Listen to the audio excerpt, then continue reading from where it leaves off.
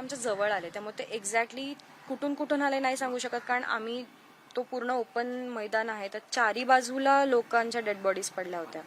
So म्हणजे गेटवर जिकडनं entry करतो तिकडे एक माणूस पडलेला होता, जिथे ते म्हणजे ते रोपवे सारखं एक ते स्पोर्ट असतं, ते तिकडे ते लोक जे करत होते तिथे काही लोक पडलेली होती.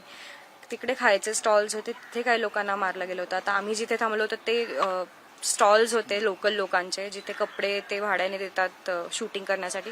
तिथे काही लोक आमच्या, तर जसं माझेच वडील होते तिथे, तर असं सांगू नाही शकत की ते एक्झॅक्टली कुठून आले. फक्त ते पळत जाताना पहाडी टुवर्ड्स गेले एवढं मी सांगू शकते. आता तिथेही वर अजून काही स्पॉट्स आहेत. आता आम्ही जो थांबलो होतो तो मिड पॉईंट होता, त्याच्या वर पण आणखी काही स्पॉट्स आहेत जिकडे आम्ही नाही गेलो. तिकडे काही लोक अडकली होती, ती वाचली लकीली त्यातली काही लोक, पण मध्ये जे रस्त्यात होते त्यांना पण धरून मारलं गेलं.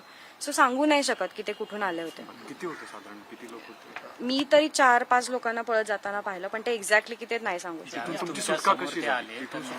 एका वेळेला सुरुवातीला काय म्हटलं त्यांनी तुमच्या समोर आल्यानंतर, आणि किती साधारण वेळामध्ये हे सगळं घडलं? साधारण 15-20 मिनिटाचा हा खेळ चालू होता पूर्ण. म्हणजे आम्ही पळेपर्यंतचं मी सांगते, मी एक्झॅक्ट टायमिंग, आता ती सिच्युएशन अशी नाही ना मी कॅल्क्युलेट करेन टाइम की किती वेळ चाललंय हे, कारण त्यावेळेला एक एक मिनिटं पण आपल्याला एक एक तासासारखा वाटतो. सो मी त्याच्यावर नाही काही सांगू शकणार, पण साधारण 15-20 मिनिटं ते आले, पूर्ण फायरिंग झालं, आम्ही एकमेकांना सांभाळणं वगैरे सगळं मध्ये 15-20 मिनिटाचा टाइम गेला असेल. लोकांनी तुमच्याशी संवाद साधला का?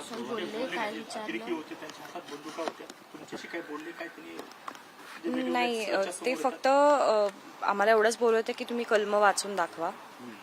आता ज्यांना येत असतील त्यांनी वाचली असतील, ज्यांना नाही येत त्यांनी नाही वाचली, पण त्यांनी असं काही स्पेसिफिक म्हणजे मला माहिती नाही की त्यांनी असं का केलं, पण त्यांचा राग आहे की आम्हाला तुम्हाला मारायचं तर ते कुठलाही हेतू घेऊन मारू शकतात ना.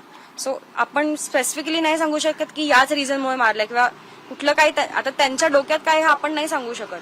आता माझे वडील म्हणाले तुम्ही जे म्हणाल ते मी करतो, पण तरी त्यांना मारलंच ना. असे कितीतरी लोक असतील जे त्यांना म्हणले असतील की आम्ही काहीच केलं नाही, तुम्ही आम्हाला का मारताय. सामान्य लोकांना मारण्याचा हेतू काहीही असू शकतो, त्याच्यावर आपण काहीच कमेंट नाही करू शकत.